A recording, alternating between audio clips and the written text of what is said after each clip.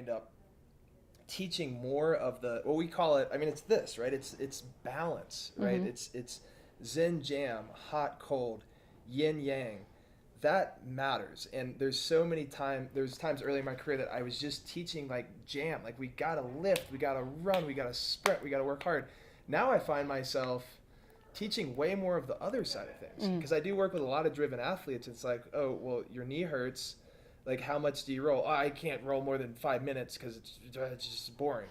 It's like, well, we need to get you a Zen playlist. We need to put you in a good environment. We need to teach you to meditate. Mm-hmm. So those would be the answers, right? Like when those things, when it happens, I know that it's time to meditate. I know it's time to go to nature. Like, nature is the most grounding thing for me. And that word grounding is funny, and that's what's hard sometimes about being somewhat of a vagabond or being all over the place. It's like, you get to a new location, you have to adapt to the environment. How do you get grounded with that environment? It's usually actually getting in touch with the environment, and walking around barefoot, they call that grounding. I was at the beach in Plum Island a few months ago, and I'm out just doing my regular run, and I'm barefoot. I mean, it's the middle of the winter, and this lady thinks I'm crazy because I'm barefoot. That's just how I train. But she's like, "Hey, are you grounding?" And I'm like, "Well, I guess I could be grounding, but they sell like $500 earthing mats that give you the same effect as getting in the ocean or walking around on grass barefoot." So Yeah. I've recognized that about myself, like, and it's a matter of like, there's so many outside stimulus, and like, you can get addicted to your phone, and you're in email all the time, and you're online, you're constantly in these screens and technology and these Wi-Fi signals bombarding you. Just to leave that all behind and go out to nature and be like, wait, I'm a human.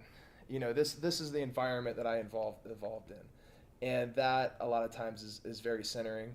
So yeah, getting out to nature, meditation. I do pray.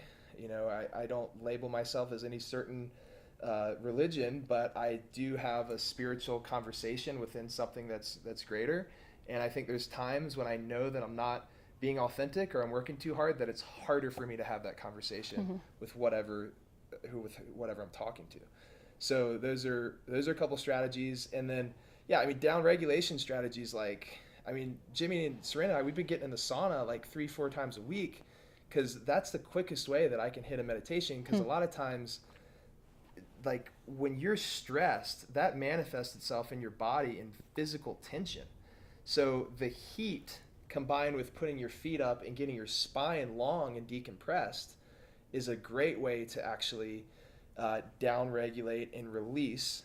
And then, like, your mental warm-ups, like breathing and doing a lot of deep exhale or deep breath cycles with especially long exhales. I found that especially long exhales really help, and it really helps when you're in a position where your spine is not being compressed by gravity. So feet up 90-90 on a hard surface. And then the cold also is very centering, especially because a lot of times when you are grinding too hard, you're making poor decisions. So, oh man, I'm gonna eat this pint of Ben and Jerry's. Like, I'm gonna have some sugar, whatever it is.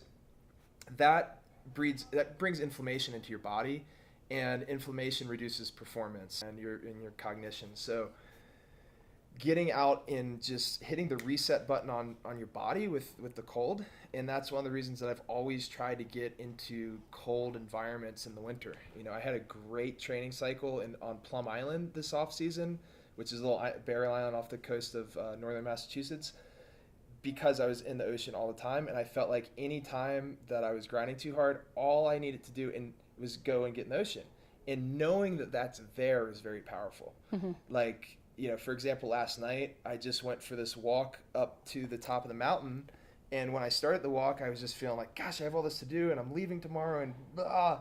And then just walking it out and getting up there and breathing, is very helpful. So, and a lot of people like reading this book, The Daily Stoic, and like one of the whole chapters is, hey, when you don't have the answer, when you're feeling just, I don't know what to do, just go for a walk.